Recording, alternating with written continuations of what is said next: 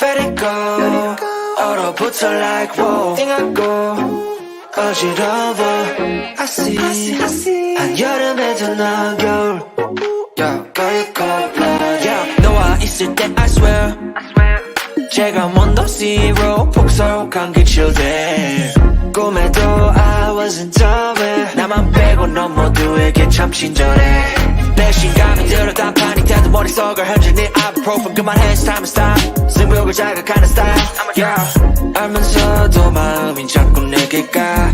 안만 빠져버릴까. If you want me back I'll tell you I'm sorry. If you want me back I'll tell you stop trying. Yeah, you got me. Let it go. 얼어붙어 like wome. 띵하고 어지러워. I see. 한여름에도 넌 겨울. Yeah, girl you cold-blooded. Yeah, girl you cold-blooded. Yeah. Girl you cold-blooded. Girl you cold-blooded. I'm like frozen 뭐야 모두 stress은 gotta let it go 했어. 소개팅 데이팅 어플 다 깔아도 보았어.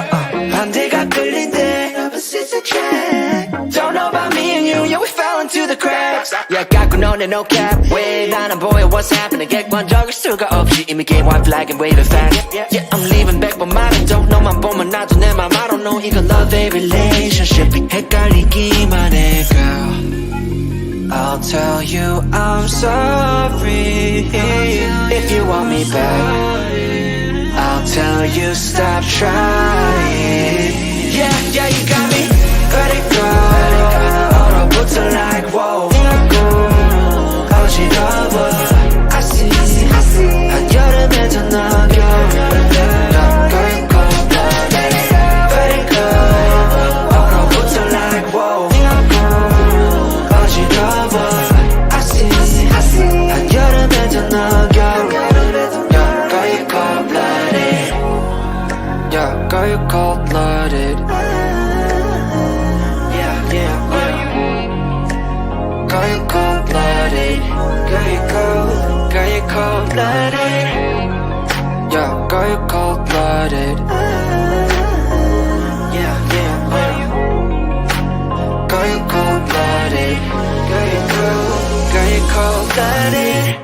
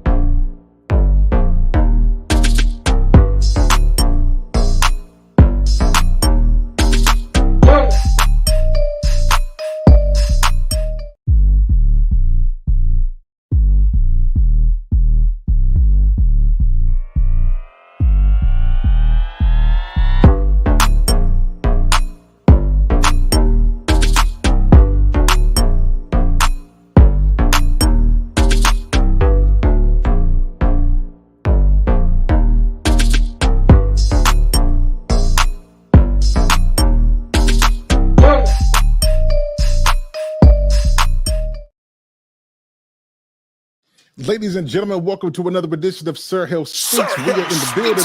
What's going on, everybody? How are you guys doing tonight? Before we get started, let me make sure, can you guys hear me pretty well in the comment section? If you guys can hear me, let me know in the comments that I sound crystal clear, that I am good. I want to make sure we give you guys a quality show tonight. We're going to have a really dope conversation. If you guys see something different, I am not dressed in a shirt and a tie. I don't have a tuxedo on today. I know it looks shocking, but I'm going to give you a reason why. Out here in Texas is about 1,017 degrees out here. And so with the excessive heat, I ain't got no time to be passing out on my show. So I decided to kind of chill a little bit. And so you guys see a different vibe tonight. So we'll be back into the shirts, into the ties soon as it cool down some. But until then, we're going to have a dope show. So if you guys are coming in, show that love, smash the like button, tell somebody to come join the show. It is going to be fantastic tonight. Before we do this, though, guys, how are you guys doing tonight? How are y'all doing? How has your week been going? What is going on with you? It's good to see you. I see you guys joining in. I see 12 of us on here now. Yep. Yeah, hit that like button. Tell people to come on. We're going to have a fantastic conversation. I've got a dope guest. You guys you've seen her on one of my Super Sunday shows, but I thought it was very important for us to just have a one-on-one collab. I'm sorry, y'all. I'm gonna turn 35, and it's like I'm gonna start growing nose hairs. So I'm always rubbing my nose because I'm feeling like something's rubbed. This is a country stream tonight. I'll get back professional in a minute. This is what happens when I don't wear shirt and ties. There's nose. So let me play this thing for you guys. The Black Manosphere Conclave is coming up. So I want you guys to take a look at this. I'm going to be in Atlanta. This is going to be in September of this year. I want you guys to, if you can, fellas, you need to be here. Any fellow that is intentional about your growth, your networking in business, I mean, just developing skills in terms of relationships for men who may be going through divorce, this is an event that you want to be at.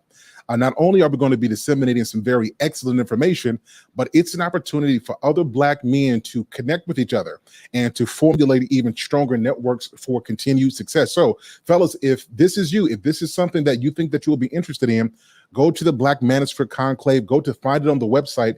I'll have this link pinned to the chat soon, but go there and just become a member first.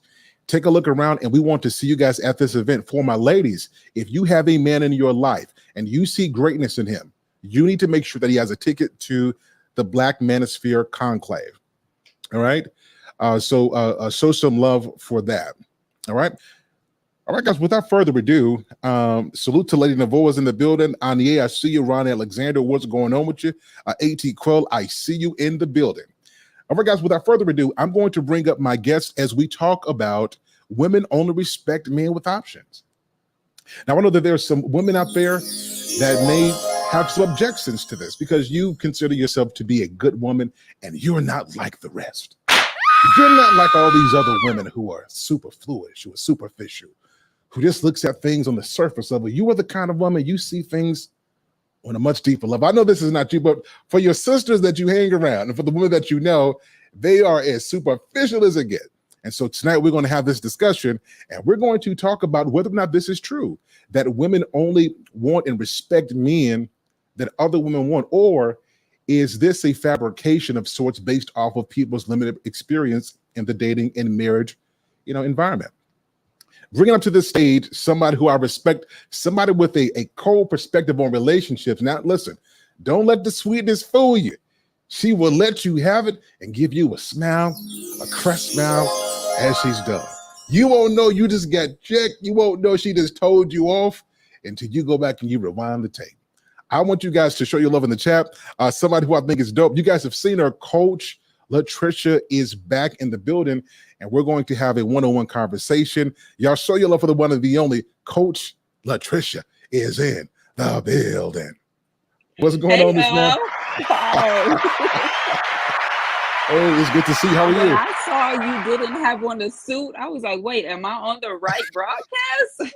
I'm glad you explained that. Yep. Yeah. So it's hot out here in Texas. Like, I was gonna come in with the suit, but y'all will start sitting with my church towel on. I'll have the offer music going on. So we had to chill a little bit today. But listen, I'm glad that you're on today. How are you? I am swell. How are you? Okay, good. I'm doing really good. I appreciate you joining, and I think we're going to have a dope conversation. Those in the chat, I see y'all. Be sure to hit the like button. Tell somebody to come over. We're going to have a dope conversation. So to get started, Coach, I've got a question for you. Okay. I took some time and I saw you. I want to say on Instagram, but then I saw you on I think Instagram or TikTok, and then I know I went over to your Instagram and I just looked through your catalog. And one of the videos that really attracted me to your page was you said something to the effect, sis, maybe it ain't the man that's bad, maybe it's your mouth or that's keeping him away. And you went in deep in the span of like 45 seconds, and you broke it down how a woman's mouth, her words, can be the thing that prevents her from having a good relationship with the man. So I wanted to ask you about that particular video, but then a larger question is, how did you get into coaching and doing what you do today? Okay, so I'll answer the latter question first. I don't even know. I always just say God is so intentional because I don't like being in the spotlight. I don't like being like having the attention focused on me. But every time I would go somewhere, I could be in a grocery store. People would just start telling me their life stories. I used to work at a call center. My talk time was always so high because I couldn't cut these people off when they started telling me stuff and asking for advice. And I'm like, y'all don't even know me. And so like it started with that. And then my coworkers, they would be like, let me ask you a question, Trish. And they would ask me. And then it got to where people in other departments would come seek me out. They were like, Trish, we heard you're a good listener. You give good advice. This is what I got going on. So it really wasn't an intentional thing. It was just kind of like God was doing little things here and there. Then I got my heart broken. Like my heart was shattered, and I was convinced that God couldn't do anything with those broken pieces. So I was just like, it's cool. Like I'm gonna just be single. I'm gonna just be a bitter Black woman, like a lot of women. Like it just is what it is. And God was like, nah, that ain't the plan for you. So when I gave God those broken pieces and He let me begin to heal and He allowed me to rest as He was healing me, a lot of stuff that I learned growing up, I began to unlearn. So I saw my stepmom, she was verbally abusive. She wore the pants in the relationship with my dad. And I was doing that. And then ultimately, as I began to heal and go through the process, I realized men like soft women, men like women who listen, who uplift them. I'm not saying you can't like stand up for yourself or whatever, but there is a certain way to deal with a man that you say you love or you want. So when I started learning that, I would just put out random videos. Like I'll be watching something and I'll get this idea. I'll be like, okay, God, well, how you want me to say it? My kids laugh because by the time I post the video, it's probably been like 21, 25 videos that didn't work out. So when it keeps getting cut off, I'm like, okay, God, well, I need you to tell me how to say it so it doesn't get cut off. And then like out of nowhere, I'd be like, oh God, okay, yeah, I get it. Like I'd be in a nail shop, like wherever. And so I just started uploading videos and giving advice and stuff. And it just really, really just took off. So I just want to be the person that I needed when I was going through my healing process. So that's how all of that started.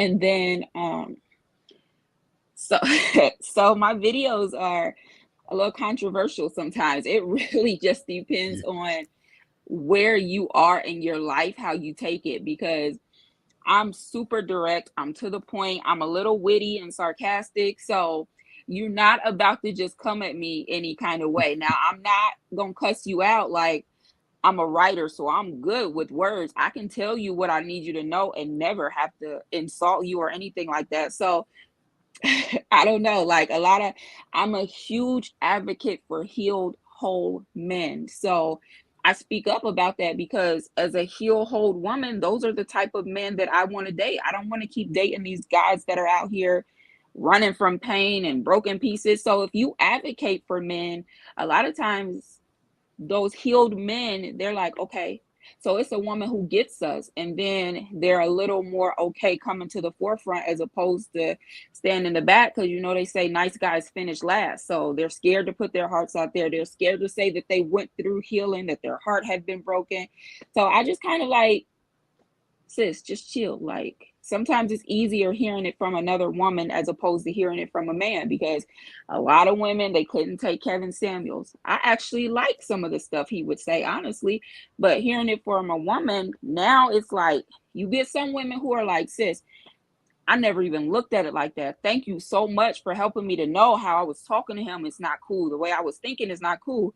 And then you get the women who like, girl, you a pick me, Misha. And I'm like, just okay, like I'll be whatever you want me to be, but ain't the goal for us to be picked? And then they can't say anything after that. So it really just, I think I just want to be a woman that men understand, gets it. And then other women who are ready to be real women, they get it too.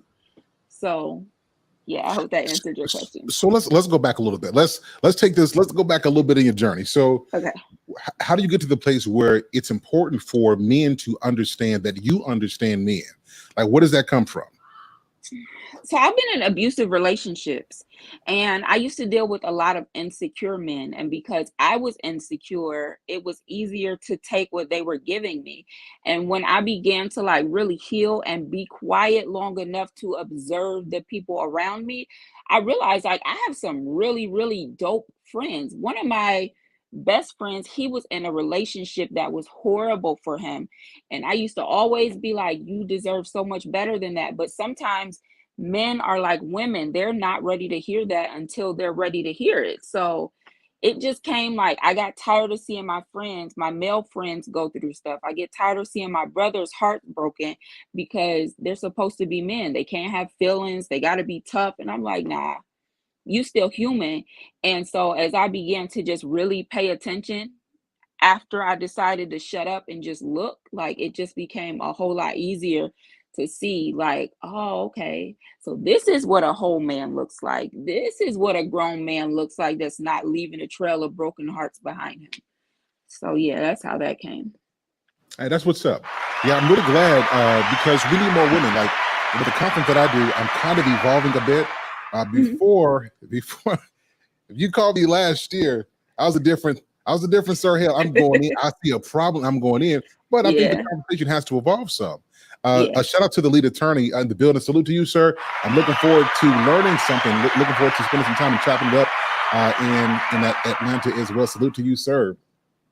Yeah, but I think it's good. You're not doing a good job as a woman if you're not called a pygmy. Like that is Yeah. the stamp of approval to let you know you're saying something that's worthwhile. Yep. So in the next year, in terms of how you coach and the advice you give, where do you want to be? Like, what do you want to see in the next year? I want to see more women, more Black women specifically, learn to be nicer, because I can give you advice all day, sis. I can be gentle, I can be cool, I can be calm, I can tell you my experiences. But when you're speaking from, or you're hearing me from a place of offense or a place of frustration, you're going to keep calling me out of my name. You're going to keep telling me I'm lying. You're going to keep telling me the stuff that I'm saying about men is not right when you see the thousands of comments under the post saying what I'm saying is accurate. So I want to see women be nicer, honestly, and I want more women to know that it's okay to heal. And when you heal, you genuinely become a different person. So I want to just encourage. I've done a few coachings recently, and every man I've coached, they always ask if I've written a book for healing, about healing specifically for men. And I'm a writer, so I'm like, nah, I thought I was done writing, but I keep getting asked that question. I'm like, okay, God, I hear you. So in the next year, like, I just want God to open God-sized doors and just don't do it without me. Excellent. All right, y'all. Dope stuff. If you guys are just tuning in, hit the like button. We're going to have a good conversation tonight. So let's get into the meat of this stuff. So you talked about you want women to be nice. Well, listen, well, women are working. Women are in the workforce. They're raising kids. They're stressed out. They got, issues going on in their life. They're trying to make it through without the support of a man. Is being nice too much to ask for? I mean, aren't women going through too much now for us to be worried about them being nice? No, and here's why. Because the same woman going through everything you just named will go to work on Monday morning and she'll be nice to the CEO of that company. She'll be nice to the payroll personnel that writes her checks. She'll be right to the manager who doesn't respect her time. So it's not me asking for too much. It's simply asking women to realize the same respect you give the people at work is the same respect you should give other people who are just trying to help you have a better life. Because ultimately, if you're nicer and your relationship is healthier, you are happier at home. So it kind of goes hand in hand. I don't think it's too much at all to ask women to be nice, especially if they look at it from a perspective of they respect people they don't know. You don't know me either, so respect me too. Okay. All right, y'all, this show going to take a turn soon. So let me ask you a question. So why is this message, this positioning to just be kind, to just be sweet? And why is this assumed that when we ask our women to just be nice, that you instantly get the combat, well, I'm not no pushover.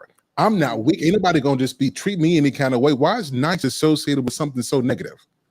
I think because a lot of people are being taken advantage of by people who are not nice. So I'm super dope. Like, I have a super intense just like straight face. So if you see me out, like I look really, really mean sometimes because I think it's creepy for people to just be walking around smiling all the time. That's why I don't like clowns. So, but if you speak to me, the biggest smile comes across my face.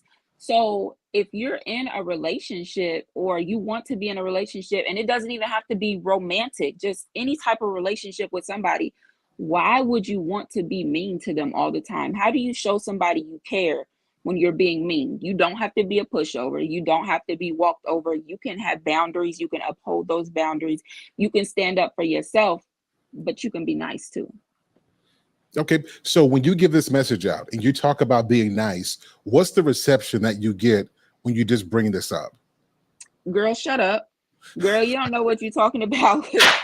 Girl, these men out here, they don't care about nice women. Girl, these men out here, they gonna cheat. And from the men, I usually get, nah, that's why we've got passports, or we ain't messing with women because just whatever reasons they give. Like I'm met, most of the time my message is received. A lot of the times it's not. And when I respond back to those comments or I go and look at their page and some of their posts, I'm like, oh, okay. So that's their trauma speaking to me. That's not them. And sometimes, like in the very, very beginning, my feelings used to get hurt. Like I would cry and I'd be like, man, why would they say this about me? Now, though, when I see it, I'm like, okay, God. So this is what they said about me, but they heard what I'm saying. So I pray over anything I send out, anything I post. My prayer is always anybody who comes across my content, God, let them get something out of it. So they're going to say what they want to say. They're going to call me what they want to call me, but they're going to remember what I said. They're going to remember how they saw me. Like on my videos, I be super loud and passionate and aggressive.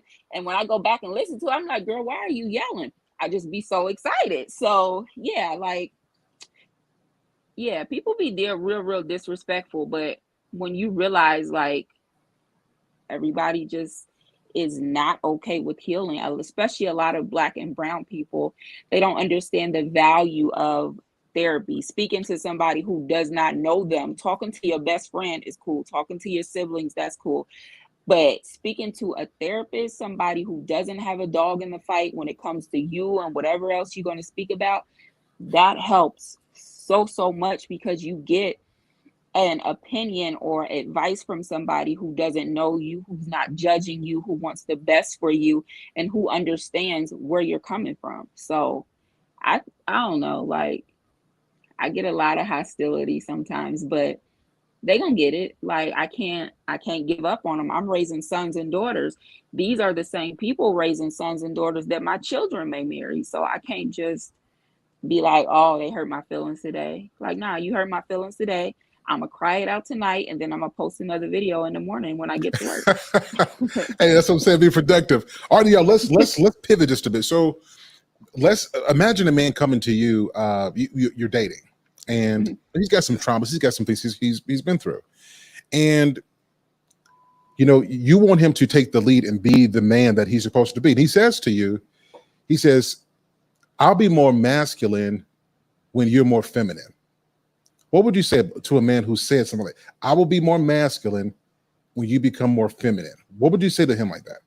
My exact words would be, okay, so let's unpack this. What about me makes you feel like I'm not feminine? And whatever it is, you tell me. If it's 200 things, you tell me those 200 things. But I also need you to tell me, what do I do that makes me feminine so I know what to capitalize on? So if you need me to be more feminine, that's cool, that's fine, that's great. I respect it.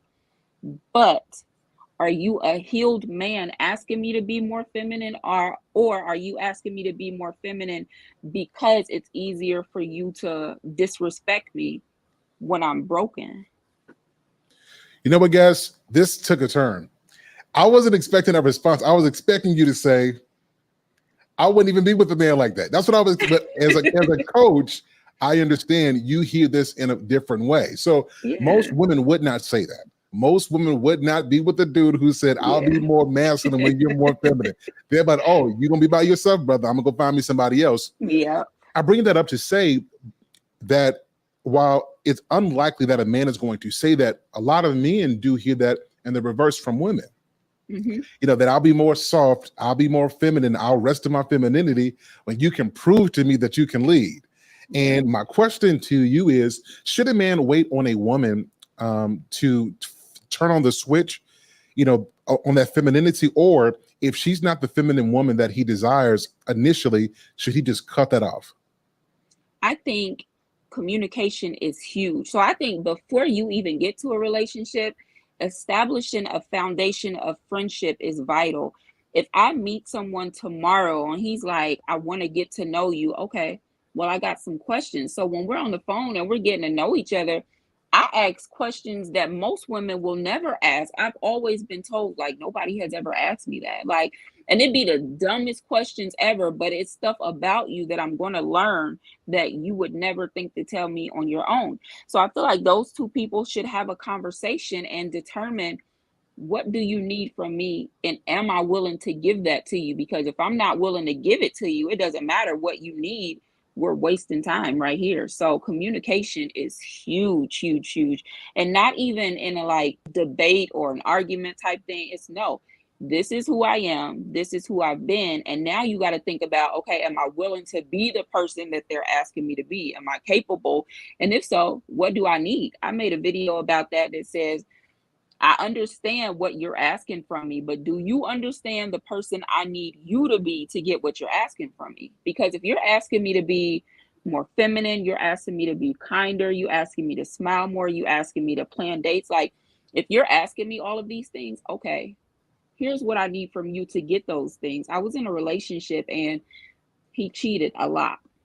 So we tried to be together again, and he was like, I need more affection from you. I need you to touch on me and love on me. And my whole thing was, every time I do that, I hear you in my mind telling me that you cheated because this other woman was softer with you.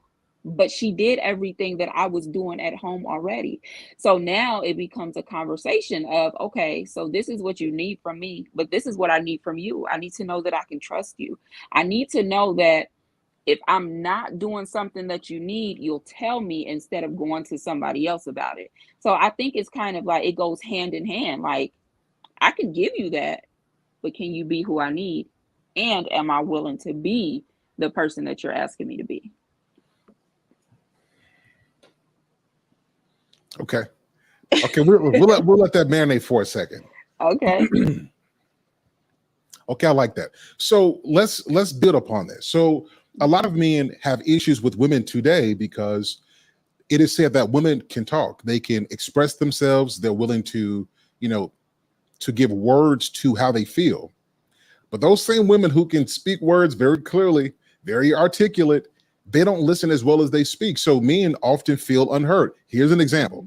Let's say I bring up an issue with my girl, and I'm telling my girl, here's the problem. 1, 2, 3, because that's how men talk.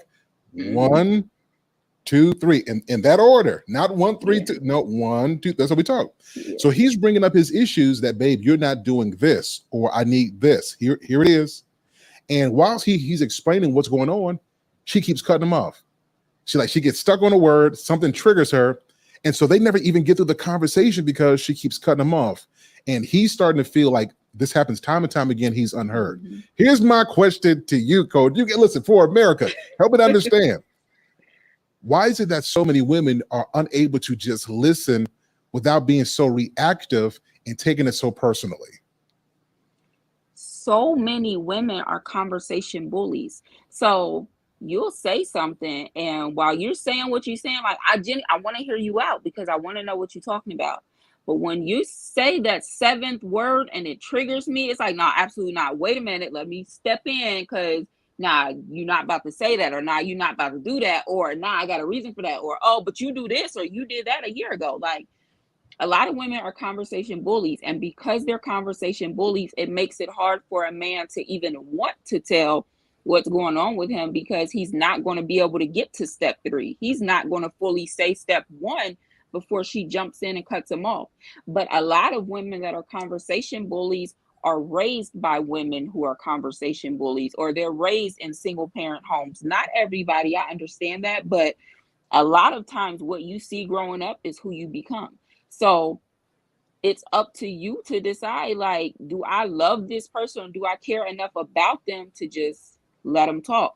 I know your adrenaline starts rushing. You want to jump in. You scared you're going to forget what you need. Like, I've been that woman. So I know all the emotions that come with that. So I can't let you get to step 3 because step 1, like, now we're not about to do that. We got to address step 1. And now we can't get to 2 or 3. We're caught up on step 1 for the next 2 to 3 weeks because I couldn't just chill and let you talk. So, fellas, I'm saving some lives tonight. I promise you I am. Now, listen, let's go deeper on this, though. So, this happened, this can teeter into manipulation. And now, let me play this little clip, and I'm going to explain this clip, what this means to me. This is real quick. Take a look at this. Okay. Oh, my darling. Oh, my darling. Are you having another nightmare? No. Real simple clip. She slaps him in his sleep. He wakes up looking around, and she acts sympathetic. She created the issue. Like, she the one. So many of our women, oftentimes, they create the problem and then act like they're the ones who don't understand why the man is responding the way he is. So here's my question. Number one, why do women do this? And then how do men, because a lot of times we're taught to just let women be women. You know, women gonna be, that's just females. But shouldn't this kind of behavior be checked when we see women being manipulative, when they cause a problem and then they try to act sympathetic like they didn't do it? All right. So a lot to unpack. How many times I'm going to be called a pick me for this, but men create that problem, and they create that problem because they allow women to do it. So a woman, for example, we're taught, okay, let's take domestic abuse, for example. We're taught if he hits you one time, he's going to hit you again. But when it comes to our sons, they're not taught that most of the time. So now the manipulation, you're right. Like, it's huge. It's there. It's a problem she created. But if men would hold women accountable for their actions, it wouldn't be so many women doing that. Because if I'm a man and you're treating me a certain way, or you doing something like, yeah, I love you, I want to rock with you, I want to stick this out, so I'm gonna give you chance after chance. We hear women give men chance after chance. Men do the same thing with women. But if there were more men who would, they don't even have to get aggressive, they don't need to be abusive, they just need to set a boundary and uphold it. If this is who you are, I'm not interested, leave her alone. But as long as they stick it out, she's going to break up with him and go to somebody else who's going to let her do the same thing. If she gets with a man who loves himself enough and knows the value he brings to the table, he's going to call her out on that. She's going to get mad and she might leave, or he may leave. And that's what more women need. So I feel like men create that issue because they allow women to be this person as opposed to walking away and being with somebody better. And I'm not saying, let me say this, I'm not saying don't work on your relationship. I'm not saying don't have communication. I'm not saying leave after the first time. I am simply saying set a boundary and stick to it. It doesn't matter how fine she is. It doesn't matter if she got that WAP. It doesn't matter. Like, none of that matters.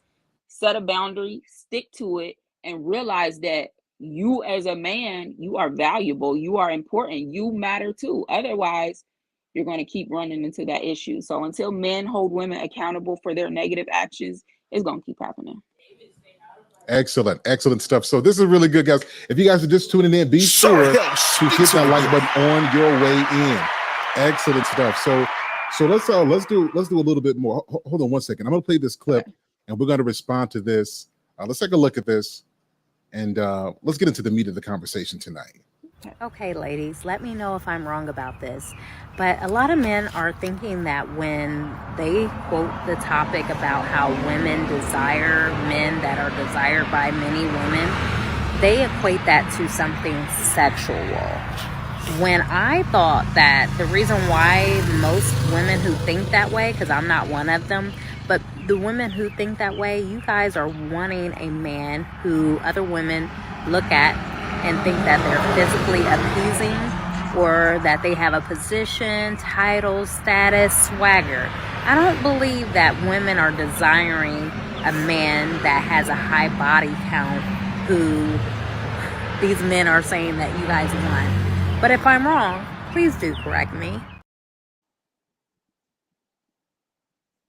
So, Coach, what did you think about what you heard? Or do we need to replay it again? Yeah, let's play it one more time because I want to be sure. Okay. All right, let's play it one more time. Okay, ladies, let me know if I'm wrong about this.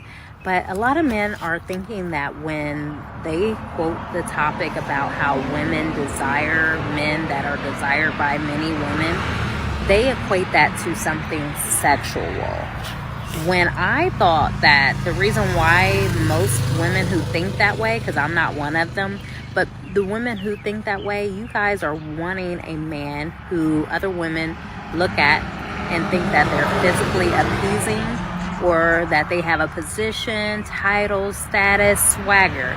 I don't believe that women are desiring a man that has a high body count who these men are saying that you guys want. But if I'm wrong, please do correct me. So here's my question to you. Okay. Women want a man that other women want. Is that true or is it false? Yeah, I mean it's true because who doesn't want to be with an attractive partner? Like, yeah, I mean I can see that being true. However, I also believe that sometimes the man you desire is in a different package than what you're looking for. So I may want the guy that lives across the street because when other women drive by, like he's sexy, like he looks good. I may also say I desire a man who has, I don't know, A through M characteristics, but because he doesn't look like the man across the street, I'm not interested. So I think that's a tricky one to answer. But yeah, because you don't want to be with a partner that other women don't desire. I know a lot of women who would rather be with a man who is good in bed than a man who has character because that matters to her. Like she likes knowing that he's had all these other women who desired him and now she gets to be in line too. So, okay, let's get into the meat of this. Okay. All right, ladies. Sir, y'all got to be honest with yourself. Do women really want a good man? Or do women want what they want, and what they want, they deem it as good? Ooh, that's a good one. All right. So I know I talk about healing a lot, but it's just really what I believe in. I believe healed women do want a good man. Yes. I believe women who are not healed just want a man who fits the mold of who she can run over or who she desires to present to her family. But when you're healed, like you look at stuff differently. When you're healed, you realize the guy across the street, he looks good, but his neighbor takes care of his yard. His neighbor takes care of his car. His neighbor speaks when I come outside. His neighbor, if it's snowing, asks me, do I need help cleaning off my windshield? But because he doesn't look like the guy across the street that everybody desires, I'm just like, I'm a friend zone him. And I often tell women, before you trip about God not sending you the person that you're asking for, you praying for, check your friend zone because you may have put him there. So yeah, like you want a man that's desirable, but I think women just when they heal, like I feel like when you heal, you become a whole new person. So when you go through the process of healing, you like, yeah, I wanted that kind of man, but this is the kind of man I need. And so you go for the man that you need who will be a provider, who will love you, who will respect you as opposed to the guy you want who cares about none of those things. So it has been said that a lot of people are with somebody that's not their first option. This is gonna get y'all. So listen, if you're with your spouse or your significant other, don't even look at them when I ask this question. Just look straight ahead and blink. Yeah. Don't look left or right. Yeah.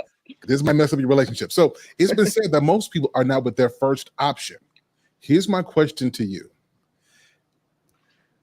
Does first option mean best option? In other words, like if you could be with the person you wanted to be with and really be objective, would that really be the best person for you? What's your thought on that? It depends because my first option may be someone I'm not ready for, or maybe someone that I'm not prepared for.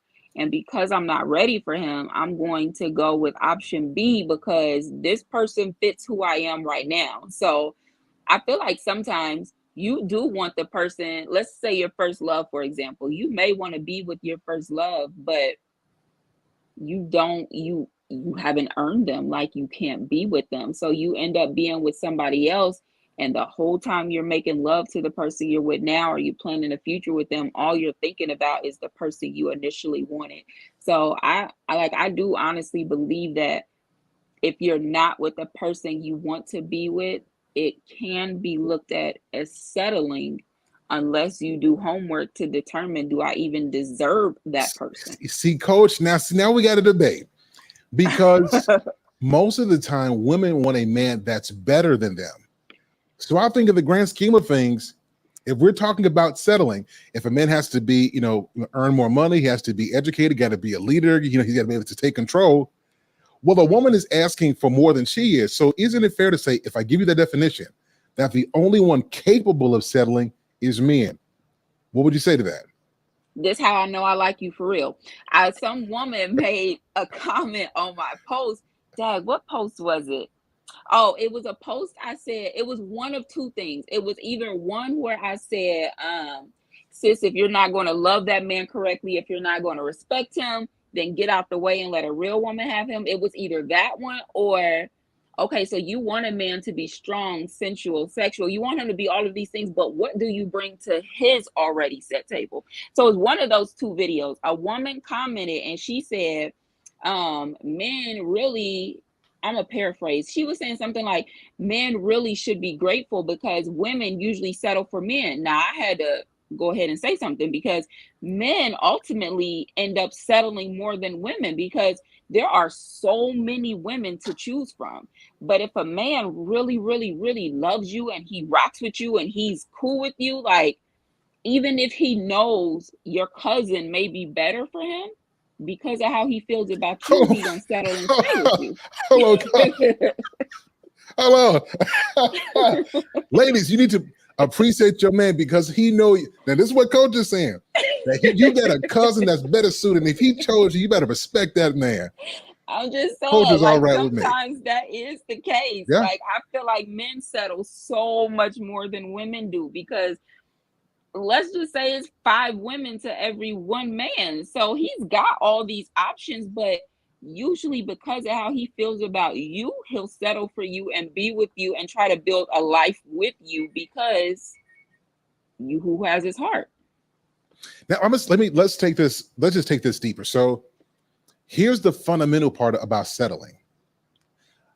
Both men and women can settle. Let's put this theory out here. Mm-hmm. Here's the key difference between men and women.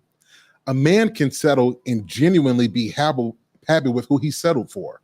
A woman will hold some level of resentment because she felt that she had to settle. Do you disagree with this? Mm-hmm. Or is this the truth? I agree. Yep. Nope. I agree. And it's her fault. Like, I feel like if you settle, it's your fault. You settle. Like, and that I can think of no logical reason why you would settle for somebody you don't want to be with. Like, if you don't, personally, if you're settling for me, I'd rather you just go ahead and be with somebody else. If you have to make an option or a decision between me and somebody else, first of all, choose them because there should be no decision making between that. But secondly, if I'm not somebody who you're going to want to be with 60, 70 years, if I'm not somebody who you feel like can push you as a man, who can speak to you as a man, where you can come and take the world off your shoulders and just chill, where you can lay in my lap and we can laugh, you can tell me your secrets, I can see you cry and wipe your tears without telling the world all these things about you. Like, if you don't want that from me, okay, I respect that. Just tell me, and that's cool because Coach, I don't want to be settled for. Coach, I got a little pushback for you. Okay. Now, so what you said is what women say, and that's not a bad thing. That's a good thing.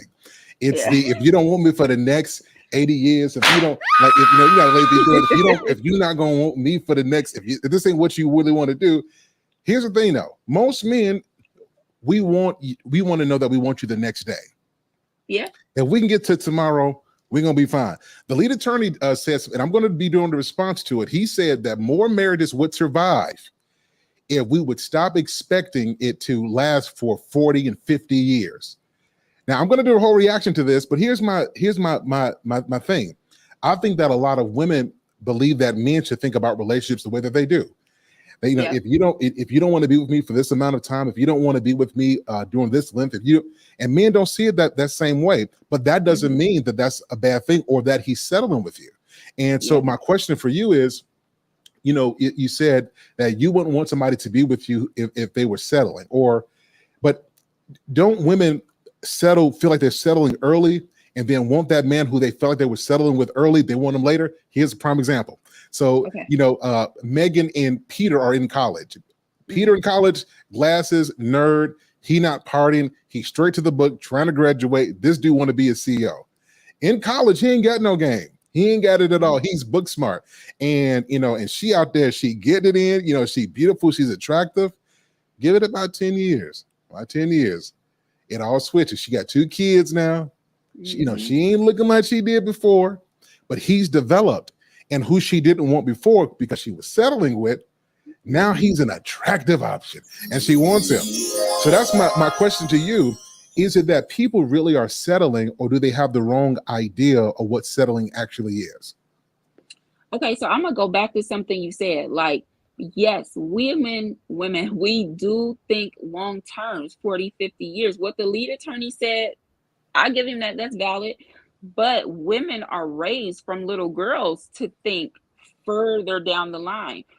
When your baby turns 1 for Christmas, what you giving them? A baby doll. You buying them housing sets. You buying them Barbies and Kens. Like, we are programmed and conditioned from the time that we are basically born to think further down the line, because look at what y'all give us when we're little. Whereas boys, y'all aren't necessarily conditioned to believe that. Girls are believed, we want a fairy tale, we want a Prince Charming, we want to have this many kids.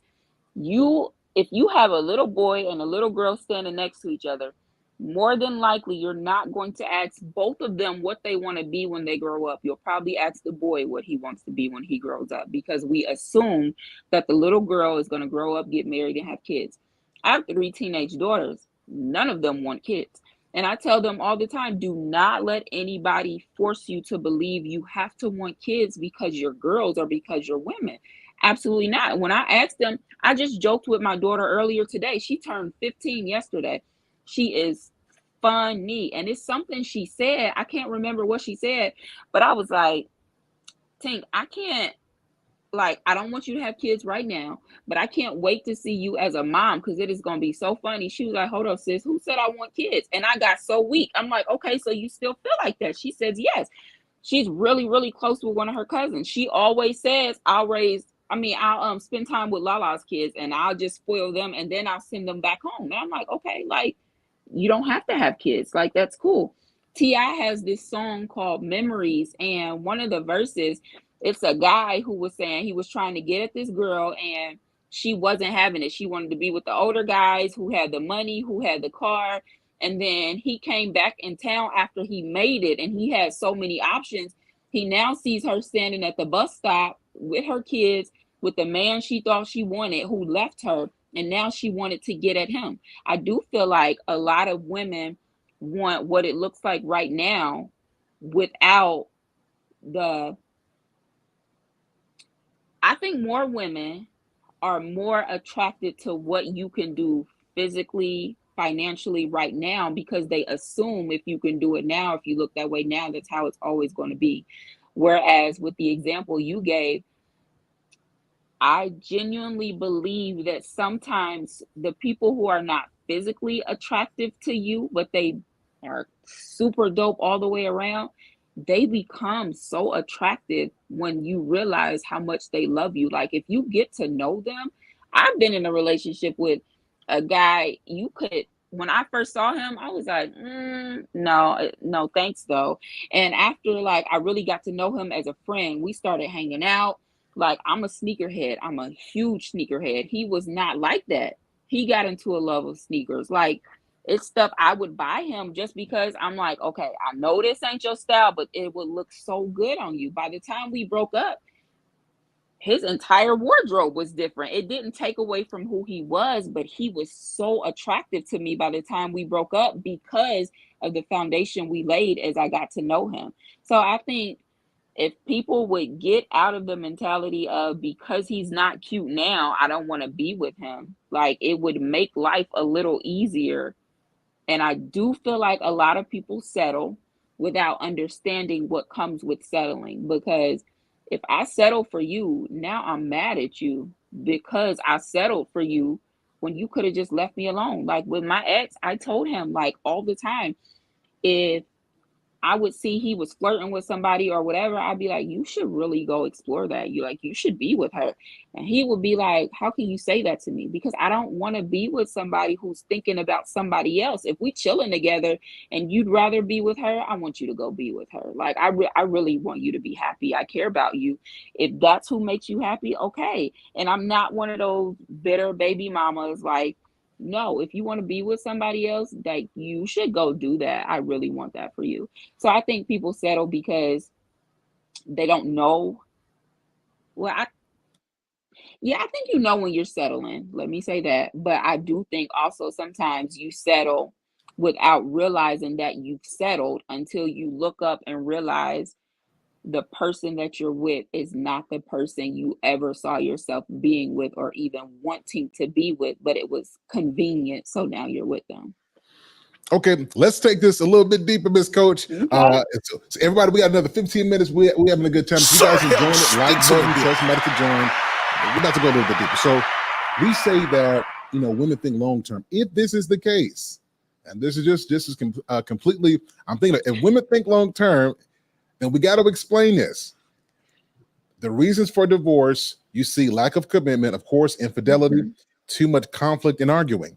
And women generally, in terms of divorce, they file at around 80% of the time in the Black community and around 70%, you know, when we think about this nationally. So if women are thinking long-term about relationships, then why does it appear that women are quicker to leave relationships if they think about relationships more long-term than men do? Because we're taught to look long term, but we're also taught you don't have to deal with that. You can just be with somebody else. So you trade in one man for the next. There was my ex's mom when I first met her. I had recently gotten out of a relationship, and her son and I, we weren't like, we were just cool. And she told me, she said, the best way to get over your ex is to get under a next. I had never heard that before. I was like 2021. I had never, ever, ever heard that before. So I think women file first because we're taught like, if he ain't doing this, then leave him and be with somebody who will. That's why we have so many more single mothers in households. Like it goes hand in hand, but it goes right back to what I was saying. Men allow women to be like this. So if a man is going to stick out a situation because he's more likely to settle, in my opinion, he's sticking out a situation just for her to end up filing later and then taking more than half of what he has when she brought nothing to the table in the first place. Absolutely not. Sir, if she's not giving you what you need and you've done your part, you try communicating, you've mentioned therapy, like you've done everything you can to save this relationship because that's where you want to be, okay, then it's time to say goodbye and I'll see you around. Chad, what you guys think about this? It's very interesting. I like what you said, but for me, I will combat it at like this. Lady, you get divorced from this man. The rate of successful second marriages are not great. The rate for third marriages is not great. And if you just look at it historically, most people don't end up doing better if they have a workable situation, right? So now, of course, if there's violence or something terrible, you have to get out of that. There's no question about this.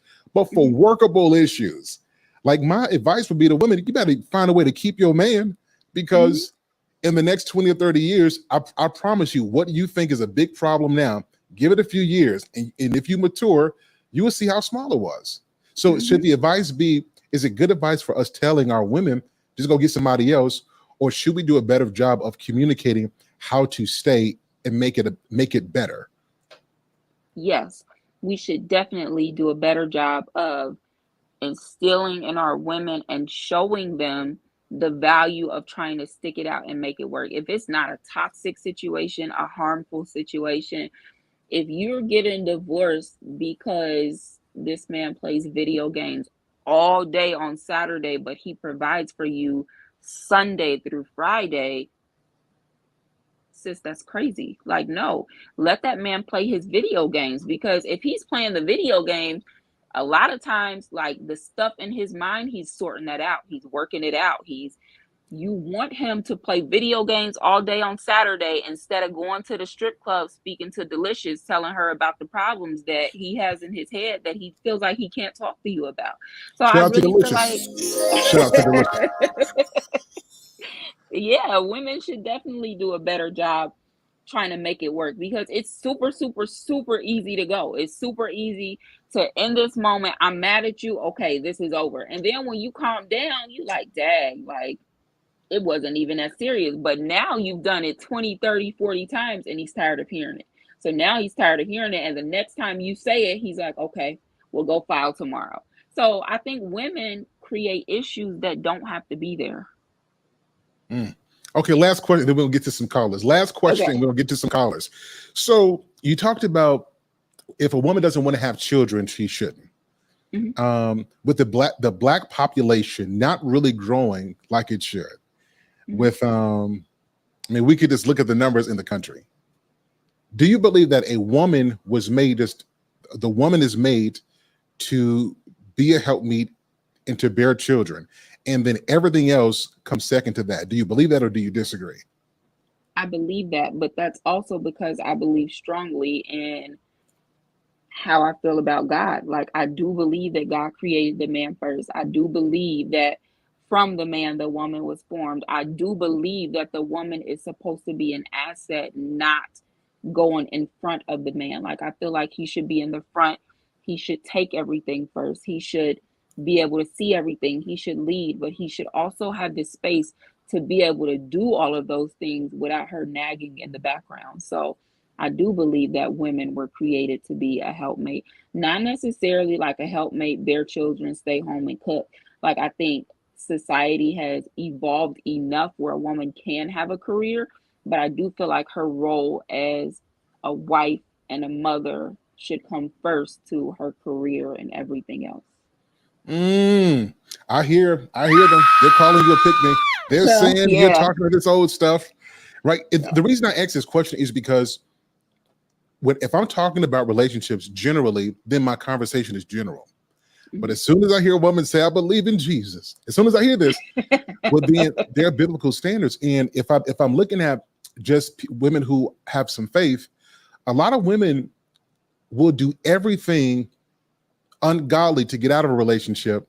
And then they believe in God for a new one. So you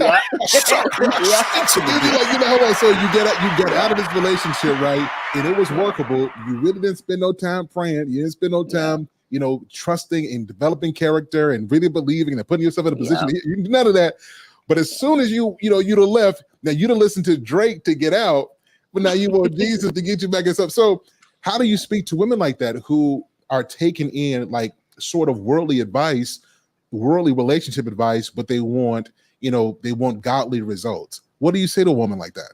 Yeah. I just want to say one thing first though. So yeah, like I was saying, I did tell my daughters they don't have to have children. Like, I do believe in that. I still believe what I told you, but I do also believe that for the most part, I believe there is somebody for everybody. So if my 3 daughters marry men who also don't have children, like I have a friend, she's we 37, 38.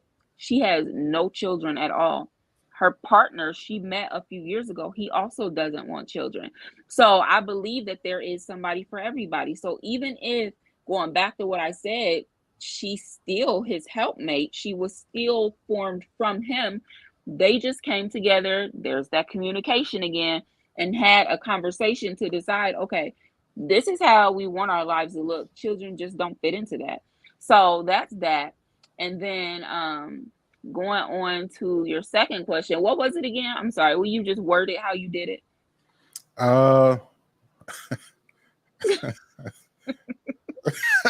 Well, I want to point out that I did say I'm sorry. So men be like, women don't apologize. Like, yeah, I'm sorry. Like, that's a genuine apology because I forgot the question. I'm sorry. hey, Chad, what did I say a few minutes ago? Can somebody rewind the tape and ask me the question that I asked a moment ago? I'm really curious. I will say this to that point, though, about children. I think every Black family should be encouraging our sons and daughters to grow up, to have, to get married to somebody who's great for them and to build family and to have children. I think we had a critical point in history where we got to make that a priority. So I'm encouraging, get married. Here's get married, get married, have some children and build a family, and don't let what the world is telling you mess you up. But my question that I asked you was, I remember. how do we get women who want carnal advice, take carnal advice, but they want, gospel results? Like, what do you say to women like that? Yeah. So I think if you have a show where you talk about like Black families and children, please invite me to be on there, because what you just said, like, I disagree with that because there are so many unwanted children. But that ain't what we're talking about today, and I understand that. But I'm saying, if you talk about it, please invite me on that show. But I do believe that. Well, hold on. Let's take a break. Let's everybody. We're gonna take a pit stop real quick, and then we're gonna address this real quick. So you make up a good point. So some people shouldn't have kids because it's a lot of unwanted kids. But would you say that maybe a contribution to that is the breakdown of the family? Like, it's very difficult for single parents particularly single mothers, to raise kids, multiple kids, without the proper education and the resources to do so. Do you think that contributes to it? Yeah, I do think that contributes to it a lot. But I also think I do understand there are some situations that happen that are beyond your control. So I'm not talking about like children that are created as like from rape or anything like that. I mean, like, as far as just a man and a woman laying down and not doing any form of protection and then having children, those children sometimes grow up in houses that they really shouldn't have been brought into because neither parent wanted it. So I feel like you can create a child with someone, and if I'm telling you, okay, well, the Black man and the Black woman should try to be together, they should try to have a family, they should try to raise their children together, okay, I can see where that's coming from. But now I'm raising children who are hearing us scream and yell all the time because we shouldn't be together. We are hearing us scream and yell because we don't have groceries, because one of us don't know how to budget or do our finances. I got a solution, Coach. It's a I got the solution. I got the solution. Okay. If you guys are dealing with this, either you call Coach or you call myself, and we're gonna get y'all right so y'all can get this. That's all they need. Give us a call, get us a consultation. We will help them get this right, because I think a lot of this stuff is workable. Here's the real truth, and you can tell me if you agree or disagree. Yeah. I think in the Black community, I think that a lot of us, we feel like we've missed something, and we don't know how to go from it's all about us to now there's a kid, now it's got to be about our kids, and so we remain almost eternally selfish, and our kids suffer for it. What do you think about that? Yeah, I agree. That kind of like that statement, though, it kind of reminds me of the debate on social media on who eats first, the man or the children. That what you just said kind of reminds me. I believe the man should be served first. I believe that a man is not going to allow himself to be taken care of as opposed to his children. I knew someone was behind it. I knew someone was behind it. The man should get his plate first, because when our kids grow up and it's just us, we don't know each other because it's always been about the kids. I'm not saying the kids are going to starve, but I'm saying the man should come first. Coach, it's so symbolically a man eats first, but your thought is that a man won't eat first. So no. Here's what I believe. Yeah. Them kids ain't starving. Them kids ain't out there working. Them kids ain't out there stressing. Them kids ain't out there got the pressures of the family on them.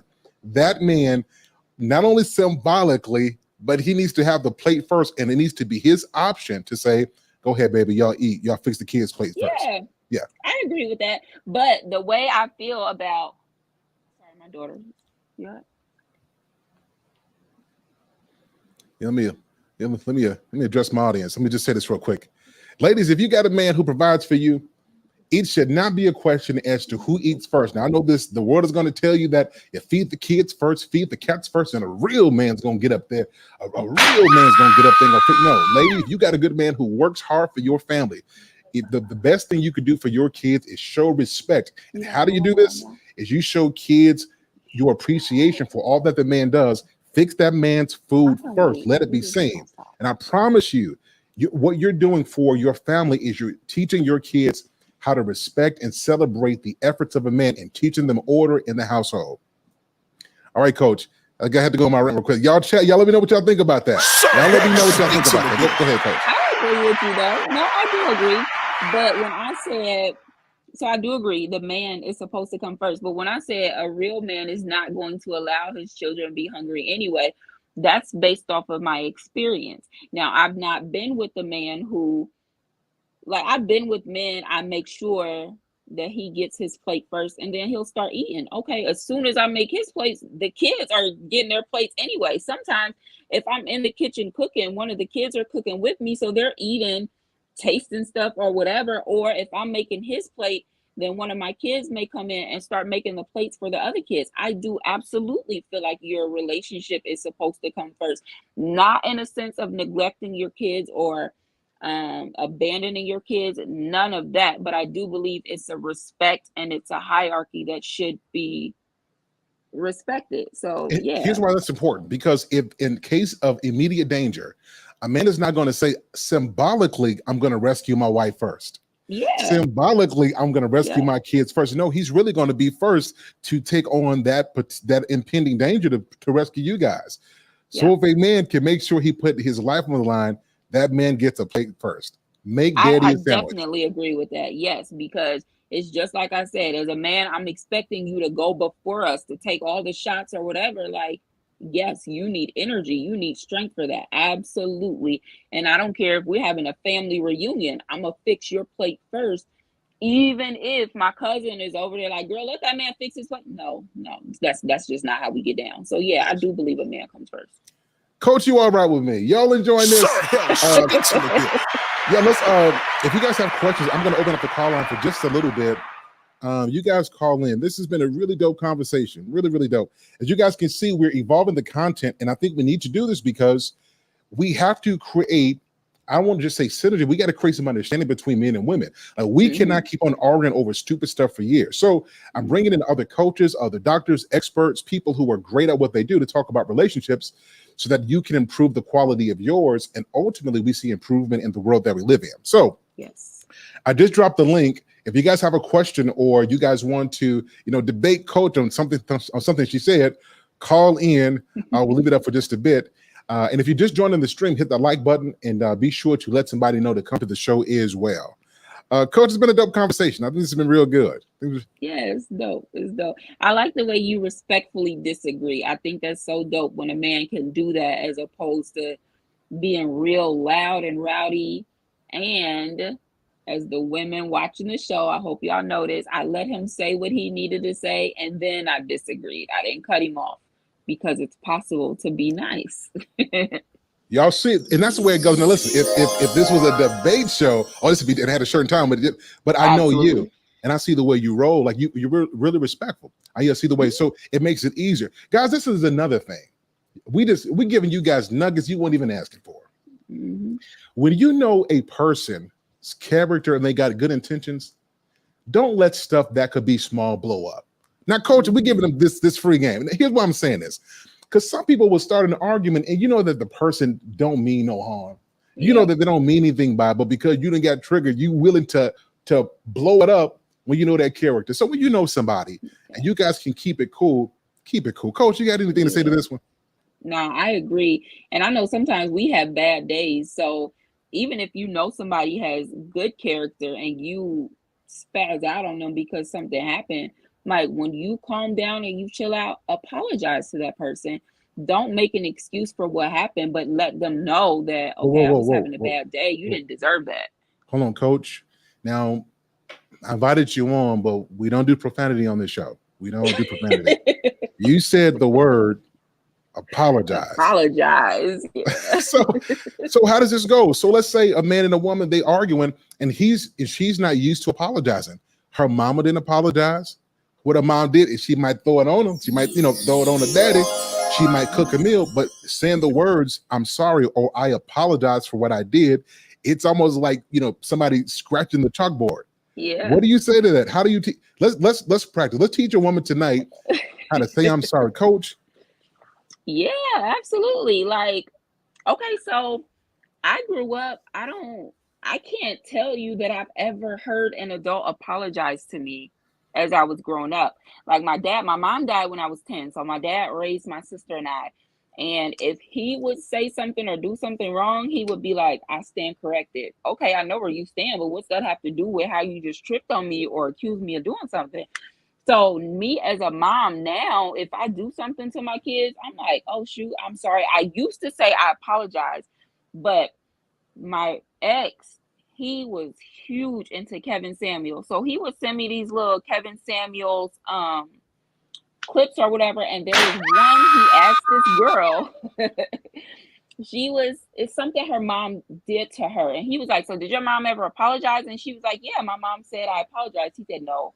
Did she say I'm sorry?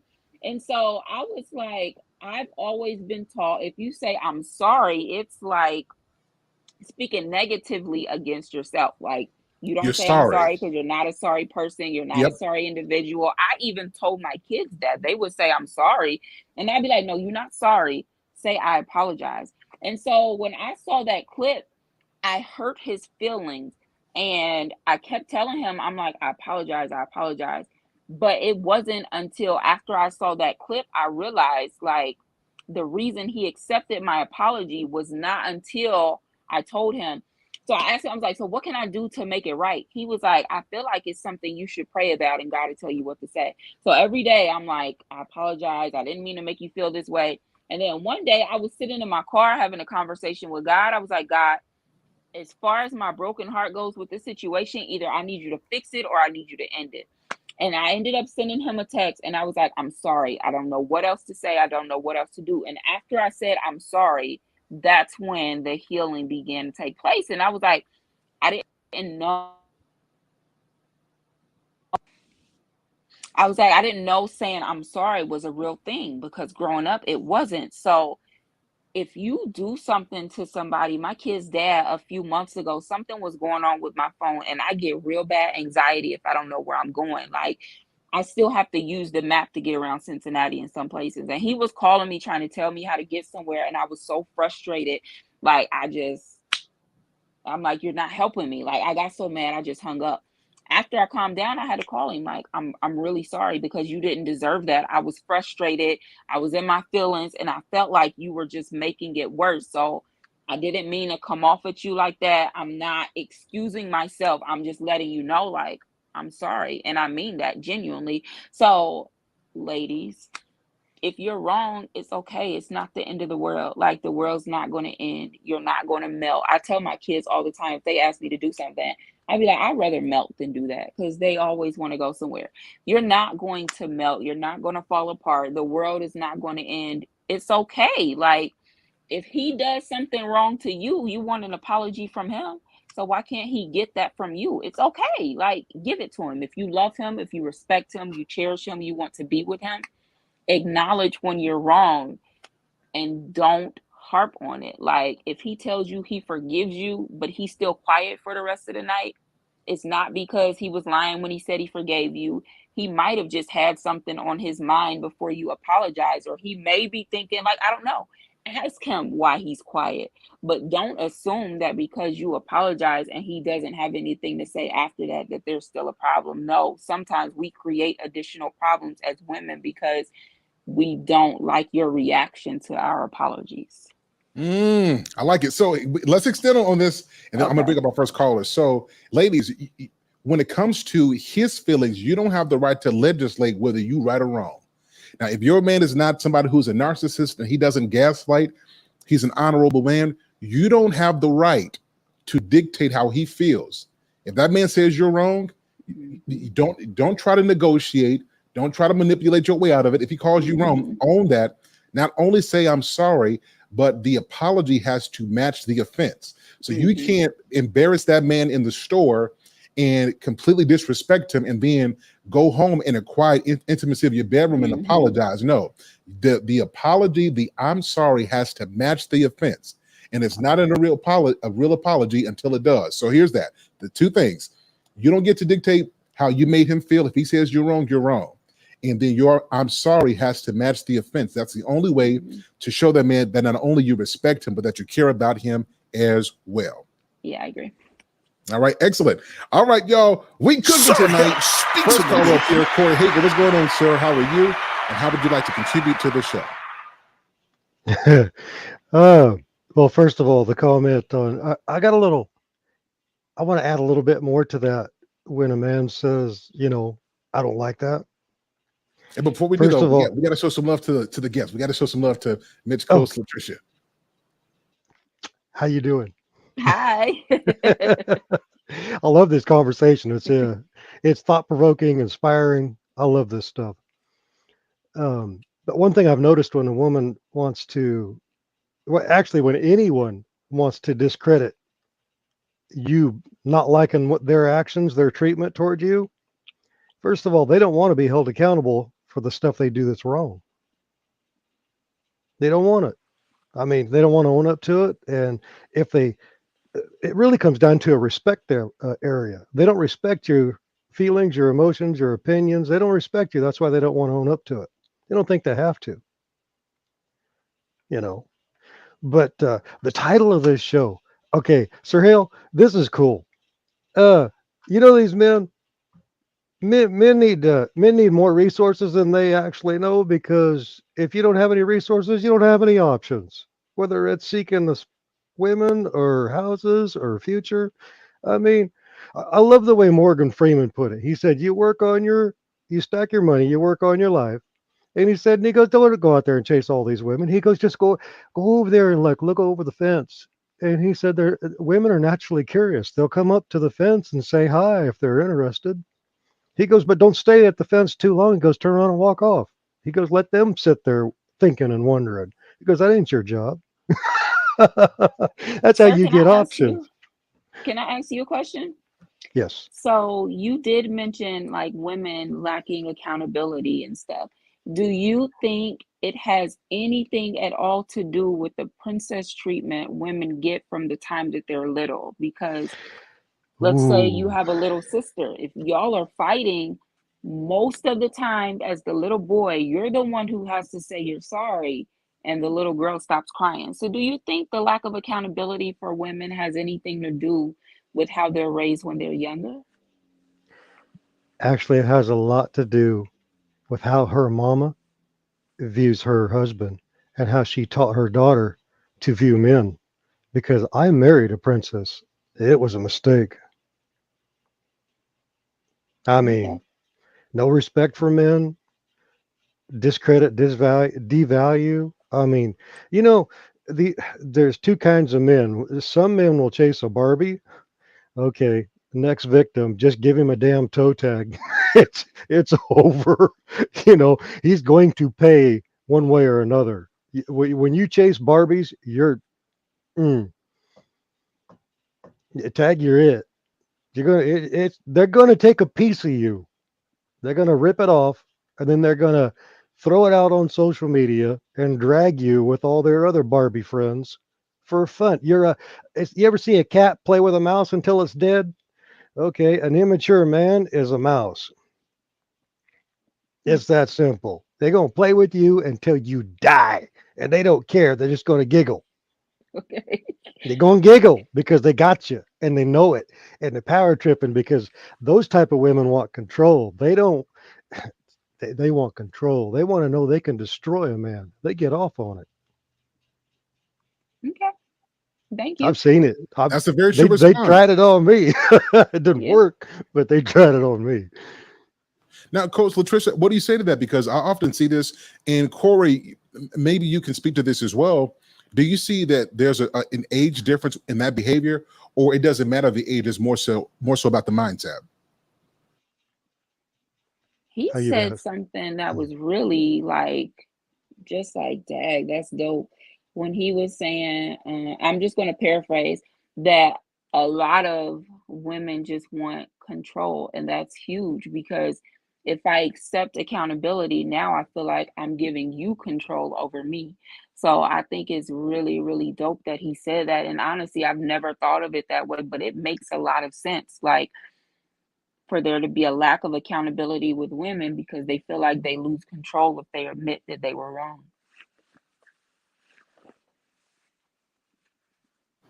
Corey, you're just dropping gems tonight. Excellent. Now, did Coach say something that you disagree with, or something that was missed? Oh no, I agree 100%. I could add a lot more, but I don't know if we got the time. Let me ask you a question. I wanted to play this clip by TJ. Mosaic with TJ Randolph. She responded to a video, and you guys may have saw it. There was this young man went out for a date in LA, got stood up. He had flowers, and he was essentially asking, like, ladies, what do you want? I had the flowers. I've been talking to her for a few weeks, and I tried to get to know what she wants, and he was stood up. She's like a good guy, right? Now, when you look at things like this, does it lead to the conversation where we believe that women only want men that other women want? They don't want the nice guy, the guy who they perceive finishes last. They want the guy that all the other girls are going to, and that's who they respect. What do you think about that, Corey? And then you too, Coach. I seen that video. All I could see was, oh my God, that man is roadkill. The first thing out of his mouth is, women, what do you want? He's not even, men have to present what they are in life. I mean, it has to be the focus of their being. It has to be evident what they are in life. The women are attracted to his drive. By him asking, what do you women want? He had openly admitted to the fact that he has no drive. He's weak. I mean, I feel sorry for him because he's a real nice guy. But my God, he screams mama's boy. Who's going to follow that? Now, Coach, that's just how men think. That is true. Like when I saw, so there's a difference between a guy being genuine and then a man being a man. He's a sweet guy. He really is. But we know from experience, trial and error, that particular behavior, it gets you, the chances of you getting what you want out of life is slim, because in order to get what you want, you've got to be assertive. And to Corey's point, you got to lead with who you are, not necessarily what the world wants from you. So, Coach, what do you have to say to that? A really good point, Corey. I don't know. I think when it comes to the conversation of what women want, I think that conversation is always going to be clear as mud because most of the time we don't even know what we want. And I'm not saying we don't. Like, you get to a place where if somebody genuinely asks you, okay, what do you want in life? Like, you may be able to go down an entire list. Okay. But most of the time, that's after you've been through some stuff. That's after you realize that the stuff you were trying to do before is not going to work going forward. Like, as far as that video, honestly, like, I would need more context because I have encountered men like, okay, so women usually, if we have a phone conversation with you today and we decide we in love with you, like, we gonna plan our wedding, we gonna plan all of that. A lot of times men don't do that, but there are some men who are a little more sensitive, for lack of better words, and they fall in love easily. Or maybe he misread the conversation. Maybe she agreed to go on a date as a friend. Like, I think sometimes, not often, but I do think sometimes men will misread a situation because when you are a good guy, sometimes women overlook you. So when you do get the attention from a super attractive woman or from a woman who wants you, you're like, oh yeah, okay, so this is my chance. This is my chance to show her that I'm a good guy. This is my chance to show her that I'm going to stand up for her. So I really think low key, he dodged a bullet by her not showing up. I can respect that. Corey, do you have any final questions for Coach today? Can I add to what she was saying? Sure. Okay. So I write poetry. I write poetry that inspires. I write poetry that inspires women to skip a breath. Get it's intense. Okay, but but that doesn't change the fact that that side of me. eh, a man needs to be about his purpose. He needs to be about his business. But when it comes to the woman in his life, he needs to be soft. He needs to be gentle. But how many women walking around actually deserve that part of that man? See, these simps out here just giving it away for free, thinking that's what women are looking for. No, those women want somebody that's ready to take somebody's head off to protect them.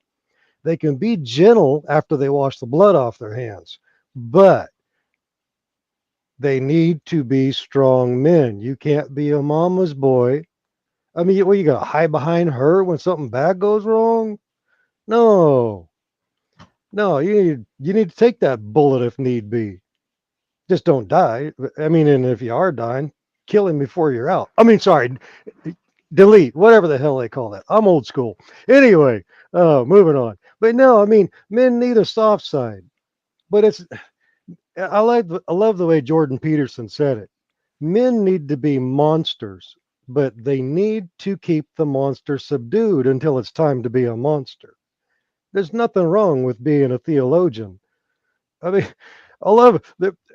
Sir Hale, I don't know if you ever seen Charles Barkley. He did a Old Spice commercial years ago, and he's a known bad boy. I mean, the guy's he's a monster on the court.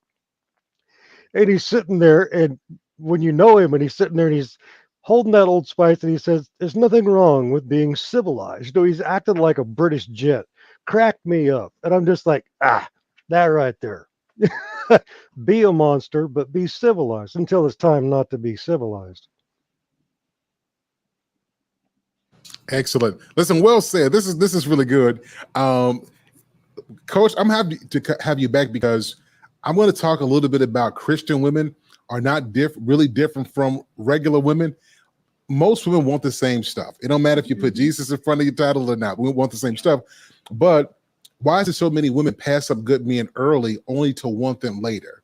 It's a conundrum that a lot of men are trying to figure out, and women don't realize that. Men don't forget.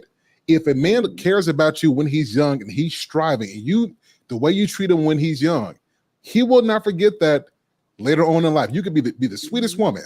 He will remember that. And I just wonder why so many women do that. They overlook quality men as they are developing, only for him to become a finished product, not realizing that you're not going to get the finished product because that man requires something as well. I'm just curious why so many women wait so long to understand that. Coach, before we go, can you answer that question? Why does this happen?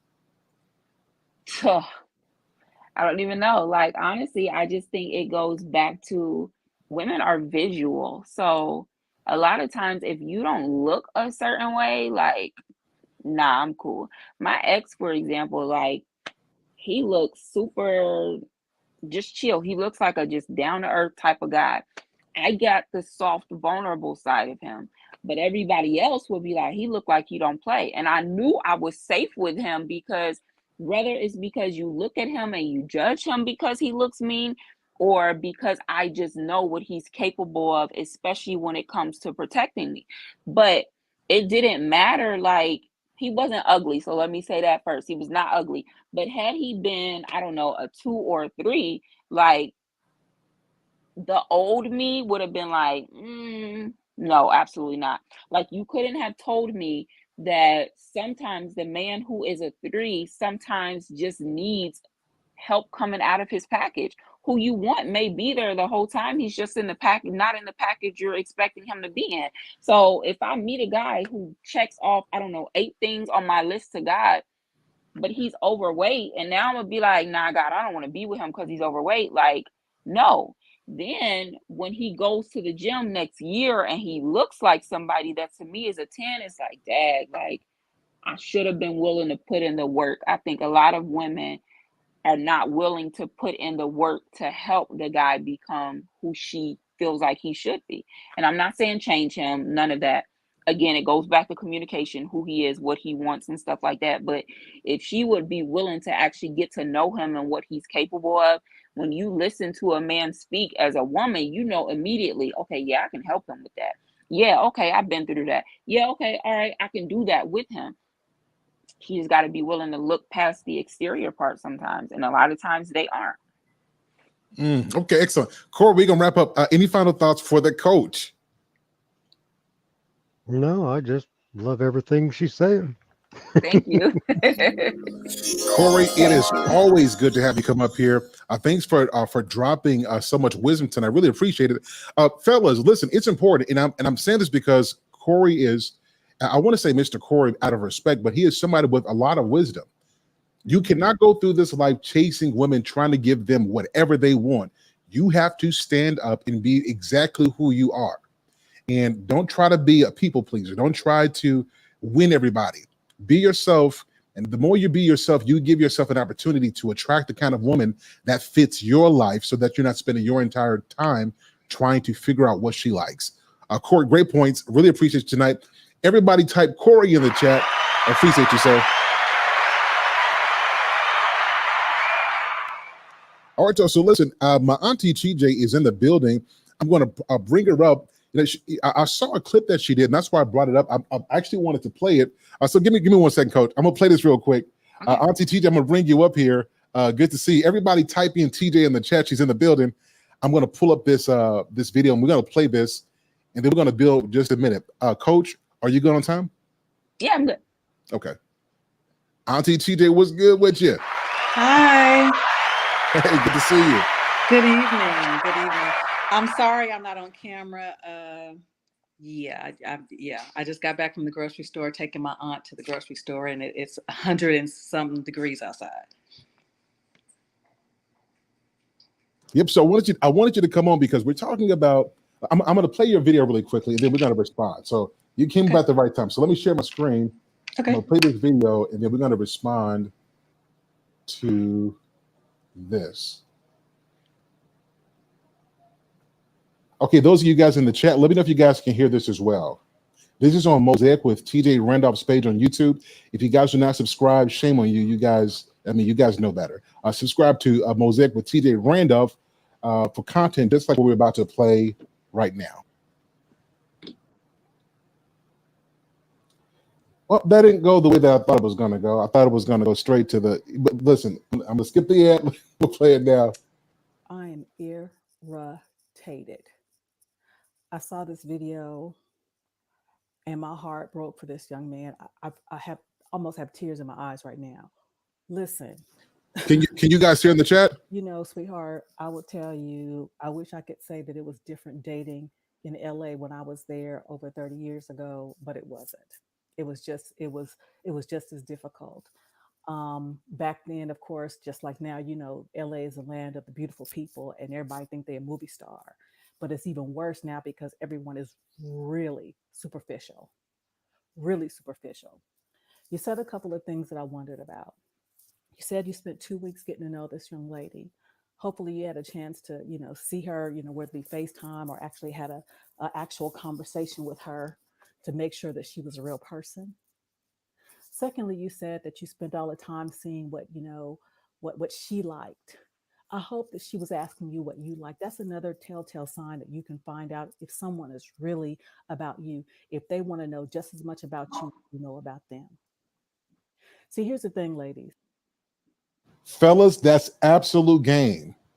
Anytime you are approaching some woman and you find yourself just being the one asking the questions, trying to keep the conversation going, and that's not reciprocated, she's not interested in knowing about you, that is a sign that you can't ignore that. You can't think that you get to enough questions and then it's going to change. Genuine interest shows itself. And if she's not showing you that, you got to take that for what it is.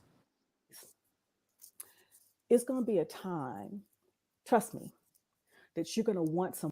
Ladies, listen up to this. Auntie TJ is about to give some game. Listen to this. Listen very carefully because I want every woman to understand this early because so many women get the right message too late. Take a listen to this and we'll come back and we'll respond to it. Someone to bring you some flowers. You're going to want someone to have a nice dinner and be a gentleman for you. And all they're going to want is to screw you.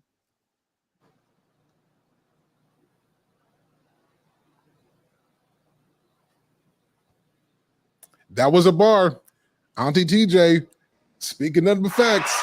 There's gonna come a day where you're going to want somebody who is good. So essentially, how you treat somebody early, you got to pay that back later. First of all, Auntie TJ, let me ask you a question, and good to have you on. Good to see you. What made you talk about that tonight? And then I'm going to tie it into this conversation about women respect men with options. But what made you think about that and say that in that video today? Well, I mean, like I said, can you hear me? Loud and clear. My heart was broken. And like I said, in the video, I don't know if you play it later, this is the kind of stuff that make you want to kick somebody's ass. And, I don't have any sons, but I have nephews, and I have nephews that are good young men, and I hear the stories, and it bothers me, because these are gentlemen. This is how they were raised, to be gentlemen. And, again, I've seen it. And again, I'm not saying that I was a Miss Goody Two Shoes in my youth, because I wasn't. I wasn't no 304, but I knew I could pull. Just keep 1,000. I mean, I knew I could pull. So I had good guys. I'm not going to lie. But the difference is I never treated them badly. I did not, I look at some of the guys I dated, because I dated, when I was in college. I had a couple of pilots that were in the Air Force Academy, and, good guys, but kind of like what Coach was saying, good guys, went to the balls with them, but if something just wasn't right, and instead of thinking further down the road, I didn't, but I never treated them like they weren't, good enough for me. And I guess it goes back to how you were raised. And the reason why I never treated them that way, because I knew what it felt like to be treated like you weren't good enough. So in as much as I may not have, pursued the long-term relationship, at least I treated them and I appreciated what they did, and I treated them with dignity like they deserved. Excellent.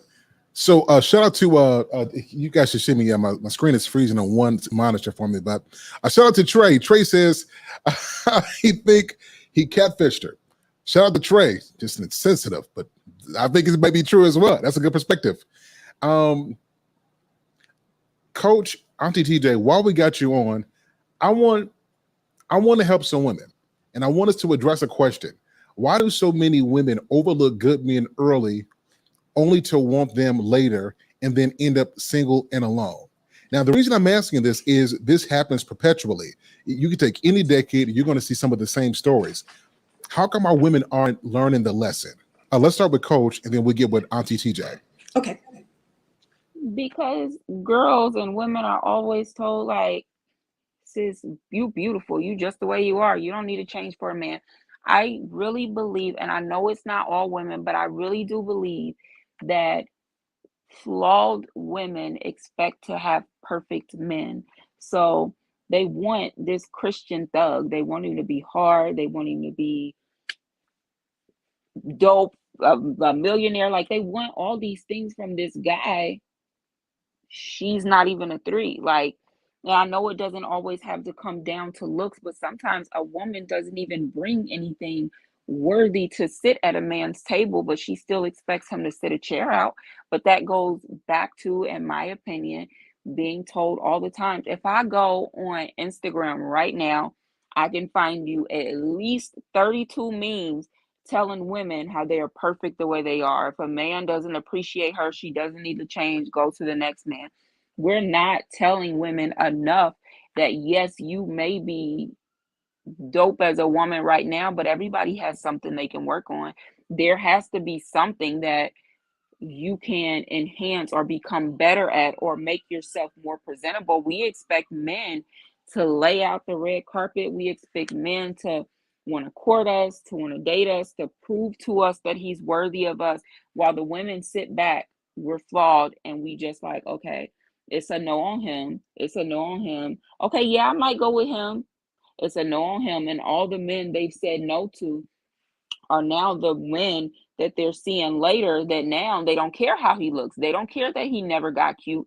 They care because his bank account is fat now. They care because of what he's driving. They care because they're single mothers and they're having issues with their baby daddies, and he doesn't mind being a bonus dad. So I think it goes right back to women and how we're raised, honestly.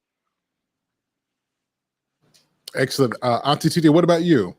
Why do women seem like they're not learning the lesson? They overlook good men early just to want them later on in life. Well, in my opinion, it's because we think we have time.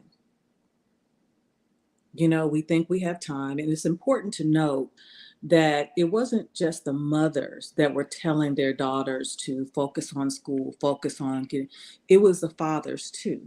It was the grandfathers too. My grandfather told me that. And here's, my daughter's father told her that. When she started dating my son-in-law and they were engaged, he thought she was too young to consider that. So it was not just the mothers telling them that, it's the fathers too. But I think it goes to the fact that we think we have time, particularly if we are, attractive women. We think we're going to always be attractive. We could think we're going to always be able to pull. And I'm just, until you're not. And, again, I've always been attractive, but I wanted to be looked at, my features got me in the door, but my personality kept me there, because you got to be more than just a pretty face. And I wanted to be more than just a pretty face. But again, I think it just goes down to the fact you think you have time. You think you have time. You think when you're ready, you will have a plethora, a cornucopia of men that's there waiting to be chosen by you, only to find, no. Yeah, no. I agree. Absolutely. So what do we do from here? Because a lot of women, and I coach a lot of women, and Auntie TJ, I'm a coach. We here, and I'm gonna keep it 100% with you. Like, a lot of these women just crazy. I'm like, women, lady, this is how you really think about stuff. This is really, it's like women will find a reason to sabotage their own potential successful relationship, just the way that they think about stuff. And instead of just slowing down a bit and really, really being objective, women would really waste an opportunity to build just to meet somebody that's perfect. So my question to both of you, and then we're going to wrap up, is how do we get our women to really understand the value of a man, and to understand that in order to have a great relationship, it's going to cost her something? Let's start with Auntie TJ, and then we're going to wrap up with Coach. When you say cost or something, what do you mean by that exactly? She got to put some work in. Okay, fair enough. Mm-hmm. I think, okay, forgive me, my 56-year-old brain's kicking in. Ask that question one more time. Yes. Yeah. So how do we tell our women, help them to stop sabotaging, their success early, to know that if you're going to have a great relationship, it's going to cost her something to have that? Well, it's a conundrum. And I'm going to say that because, a lot of these women, let's just be honest, a lot of these women are perpetrating a fraud. And what I mean by that is they come off thinking that I'm this and I'm that, knowing good and damn well they really don't think that about themselves. And the truth of the matter is, they say I deserve this and I deserve that, but when it gets down to it, when it's presented to them, they don't appreciate it, because in deep down inside, they really don't believe they're worth it. So because they don't believe they're worth it, they sabotaged it. How do I know that? I did it. And a lot of it comes, I'm not using it as an excuse, I'm using it as, a possible contributing factor of the trauma. Again, because I'm gonna go ahead and say it, I'm not placing any blame, but this is very real. That's why fathers are so important. A woman's first love is her father. Her first love is her father. And it took me years and years to understand that. And the closest thing I had growing up to it was my grandfather. But again, even with him being the great man that he was, it was almost like he was too good. Isn't that stupid? But all of those years, what I found was I was gravitating toward men that were like my father to the extent that they were even older than me, because that's what I was searching for. I was looking for that validation, that edification that a daughter needs from her father. But if you don't get that, so ladies, if you're here and you don't have that, there has to be some men somewhere that you respect. You see them engaging with their wives, their children, a mentor. And a mentor and a man who is of good character and quality, you need to sit down and ask them, say, I respect you. Can you tell me what kind of woman would attract you? You gotta ask. But I will tell you, I would say you don't have time. You'll wake up, you're 25, next thing 35, next thing 40. And the older you get, the faster the years start coming. So I think you need to really, do a self-assessment, get some therapy if you need to talk through your traumas, and ask yourself if, because I have to be honest, when I met Mr. Randolph, you fight against yourself. You war against yourself. You say that you want these things, and then when these things present itself, you ask yourself, is it live or is it Memorex? My old head, y'all know what that means. But meaning, it can't be this good, so let me do something to mess it up. Because it can't be that good. And the reason you think it can't be that good, because you really don't believe you're worth it, even though you say you are. That's all I got. Hold on, we got to give you some applause for that one. That was bars. That was bars. We're gonna have to do something on that one. That's a whole new conversation, because it's amazing how insecurity can look like confidence. Depending on what you do, it can look like it, but you're just masking something. That's a really good conversation. Everybody, this is why I asked Auntie Chidi to come up. I knew she would offer that perspective. And I think this is really good. Can everybody in the chat show some love to Mosaic with TJ Randolph? Moderators, please drop her link. Everybody go subscribe. This was dope. Thank you so much for coming up here. I truly appreciate you. Thank you, nephew. You take care, and you contact me again. You know where I am. Absolutely. Absolutely. Nice meeting you, Coach. You as well. Good night. Bye-bye. Everybody type TJ in the chat. That was outstanding. So listen, we got 5 more minutes, and I got to get Coach out of here. So I'm gonna bring Charles Smoke. We got 4 minutes. I got to bring my main man up here, though. He's an excellent supporter of the channel, and he's got some questions for you, Coach. So Okay. 4 minutes, and moderators, please hold me to that. 4 minutes. We're going to bring up Charles Smoke, and then we're going to wrap up the show after this. Sir Charles, how are you, sir? Good to see you, man. Good to see you. And I think you may be on mute. Can you hear me now? There we go. Yep. There we go. Hello, ladies and gents. Thank you for having me a part of the Sir Hill Speak. Appreciate you. Just a quick question for your guest. I was listening to you guys coming home from work, and you were describing, a lack of a better word, not being ready to accept the blessing. Could you elaborate on that? You were talking about the male dynamic and the female dynamic, and how a person would literally talk themselves out of that blessing. Honestly, I'm sorry. I don't even remember. When I be think that may have going, been like I Auntie be TJ. going. I think that might have been Auntie TJ. Are you sure it was Coach, or was this Auntie TJ? Was it this just a young, few beautiful minutes lady. ago? Okay. Yeah, it was I'm this sure young, Coach beautiful lady. I'm sure Coach can speak on it still, though. Yeah, so I am so sorry. When I start like answering questions, I'll be gone. So I apologize. I don't remember. No worries, no worries, no worries at all. The bigger question, I guess, would be, how can we facilitate on a global scale respect to each other? Because, like I said before on different episodes of Sir Hill Speak, men, for the most part, from birth, have been trained to treat women a certain kind of way, special, angels, almost godlike. You bet not hit no girl. You bet not put your hands on no girl. If you see a girl getting hurt, you need to protect her, whether it's your sister, friend, cousin, or a stranger.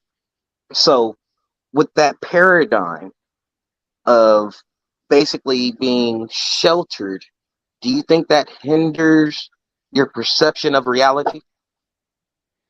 Yeah, a little bit, because going back to what you were saying about boys being told to protect girls and stuff, you also hear a lot of, like my sons, for example, like if we go somewhere, I have them open the doors for their sisters or for us or whatever. Like, I'm their mother. I know I can never teach them to be a man. They have an active father. Like, we get along great. We had a really toxic relationship, but now, like, we're learning how to be friends. And in doing so, sometimes he'll tell them, like, don't cry. And I'll be like, you can't tell them that they can't cry because they need to know that it's okay to cry.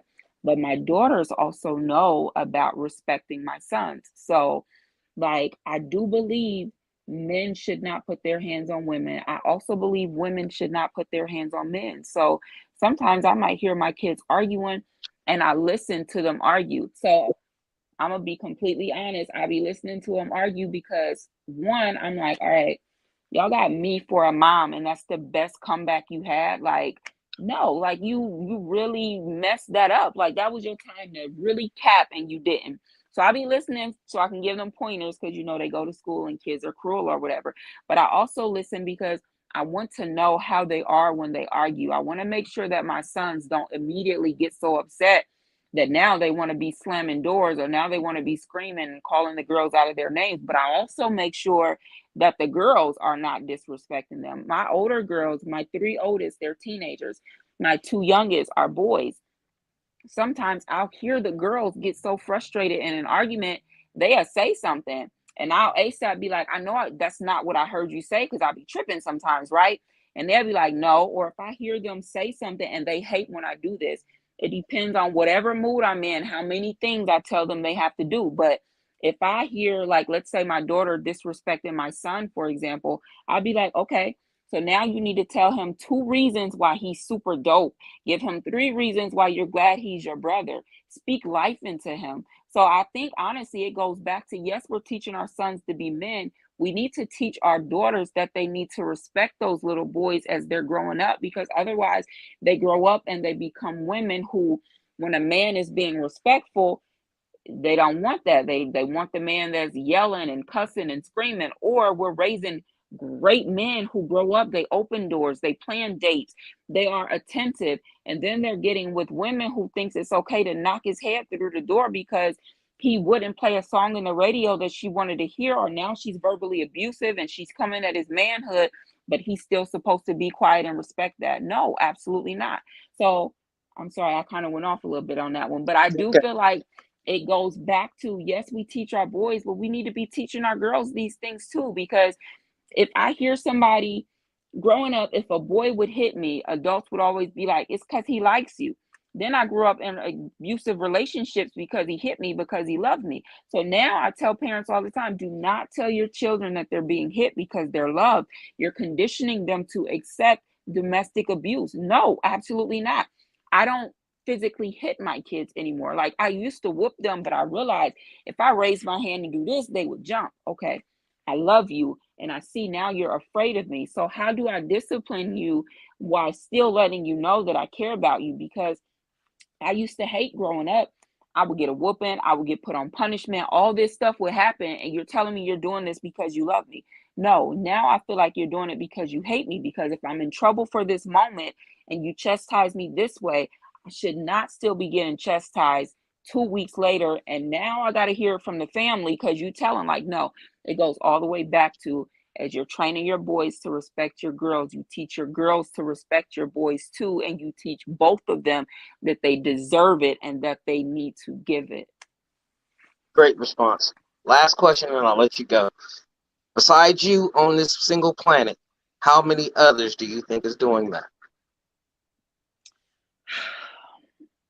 And that's the problem. Yep. Yep. And it's even people I know that I have to tell them that. Like, and I'll be like, no, don't tell them that. Or their kids come to me and I'm like, okay, well, I would never disrespect your parent, but this may be why. And then that opens a conversation, because then I'm like, okay, their parents allow them to talk to me if they feel like they can't talk to them. So then I tell them, okay, Is it cool if I share this with your mom? We'll all talk about it together. And that's how you get other people on board with it. Everybody is not like, nobody wants to be told how to parent. Okay, I get that. But you should have some friends that you respect enough to help raise your child in the best way. Like, I'm not going to do anything that hurt them. If you respect me as your friend, then no, I'm going to treat your children like mine. So it comes down to not being too Judgmental. offended, judgmental or offended or like controlling to where you can't take sound advice from somebody else. I'm not always right, but if you're my friend and you see that there may be a better way to handle my child because you know them, okay, tell me, because my child is going to be somebody else's spouse one day. I don't want them to look back and be like, your mom and daddy ain't teach you nothing. Like, nah, absolutely not. So I think we gotta have friends that you trust enough to have these conversations with you without you getting in your feelings. Thank you for the response. Sir Hill. My brother, man, listen, I appreciate you bringing the smoke always, Charles Smoke. Much love to you. Everybody in the chat, just type smoke. Charles Smoke is in the building. Appreciate you, sir. Yeah, man, much love to you, man. We'll talk with you soon. All right. Thank you for having me on. Always. Thanks for coming on. Yep, y'all. Dope conversation. Y'all know who time it is. Charles Smoke in the building. All right, y'all. Listen, Coach, this has been a fantastic show. Really had a dope time. I knew it would be. What's your final thoughts? What would you like to leave with the people? And then how can we connect with you as well, on your socials? So what I would really like to leave with people, just for men and women, is just be accountable and be teachable, because we're not always right. I know, like, all of us at some point may have the mentality of, I know you're not talking to me, or wait a minute, you're not saying that to me. Like, it's okay to put your guard down sometimes and just chill. Like, it's okay. Allow yourself to be teachable, because when you're teachable, it makes you a better person. Don't be afraid of therapy. Therapy is super dope, because I used to be real toxic back in the day, and now I'm like, okay, God, you do your thing. You know what I mean? And then even if you don't subscribe to God or religion or whatever, like, whatever you believe in, it's irrelevant when it comes to therapy, because therapy just makes you a better person overall. Like, it helps you see stuff differently. I think I hear all the time people say the dating pool has pee in it, and I don't think it has pee. I just think there are a lot of adults who are unwilling to accept accountability, or who are unwilling to take a look at themselves and be like, I'm the problem, you're not the problem. So don't shy away from therapy. Like, give it a try, because it's super dope, and I really believe it'll bless your life. I am on TikTok and Instagram under Coach Latricia Renee, and it's Trisha with an SHA, so Latricia, and then Renee is RHNEE. Don't ask me why my dad did RHN, but I like it, so it is Latricia Renee. And then on Facebook it's Life Coach Trish, because it just won't let me change my name on there. So this was super dope, and I would love, love, love to hear from y'all. You can also go on my website, coachlatriciarenee.com. You can book a consultation or whatever. I do respond to DMs and stuff, as long as it's relevant and it's respectful. So yeah, like, reach out. Let's talk. I do not shy away from the hard conversation. So yeah, like, go on my page, find something, and let's talk about it.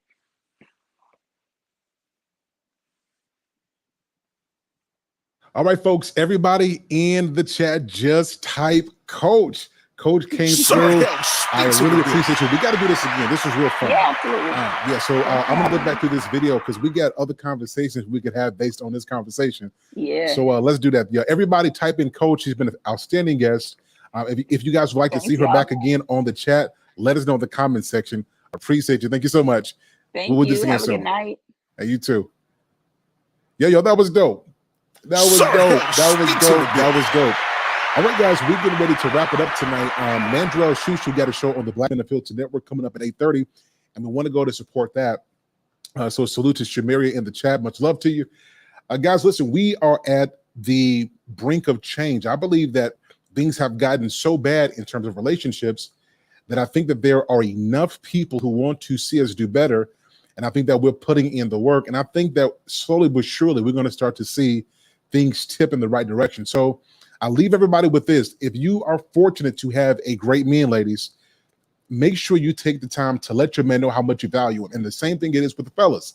If you are fortunate to have a great woman, take time to appreciate her and to let her know. And then everybody else who's trying to make something work, don't be sweating the small, stupid stuff, because what's important to you this year probably will be irrelevant in the next 5 years. So think long term and remember that love requires commitment, because commitment gives you the strength to get through the good times as well as the bad. Well, until next time, everybody, it's been a great show. Much love to everybody. Until next time, want to talk with everybody again soon. Be sure to hit the like button on your way out. Invite somebody to come over and subscribe, and we'll do this again very soon. Have a good night, everybody. Peace. Let it go. 얼어붙어 like whoa. 띵하고 어지러워. I see. 한여름에도 넌 겨울. Yeah, girl, cold blood. Yeah, 너와 있을 때 I swear. 제가 먼저 zero 폭설한 그 children. 꿈에도 I wasn't aware. 나만 빼고 넌 모두에게 참 친절해. 배신감이 들어 단판이 태도 머릿속을 흔드는 ibuprofen. 그만해 it's time to stop. 승부욕을 자극하는 style. Yeah, 알면서도 마음이 자꾸 내게 가. 안만 빠져버릴까. If you want me back, I'll tell you I'm sorry. If you want me back, I'll tell you stop trying. Yeah, you got me. Let it go. 얼어붙어 like whoa. 띵하고 어지러워. I see. 한여름에도 넌 겨울.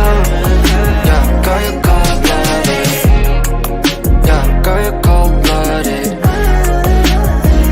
Yeah. Girl, you cold-blooded. Girl, you cold-blooded. I'm like frozen 뭐야 모두 stress은 gotta let it go 했어. 속였던 dating 어플 다 깔아도 보았어.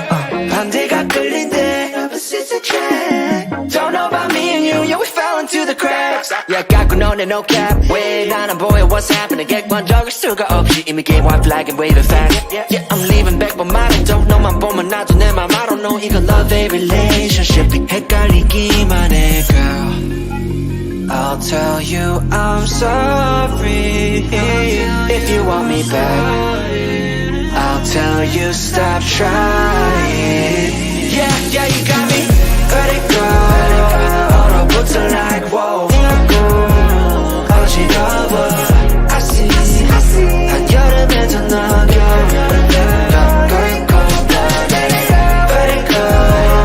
얼어붙어 like whoa. 띵하고 어지러워. I see. 한여름에도 넌 겨울. Girl, you cold-blooded. Yeah, girl, you cold-blooded. Yeah. Girl, you cold-blooded. Girl, you cold-blooded. Yeah, girl, you cold-blooded. Yeah. Girl, you cold-blooded.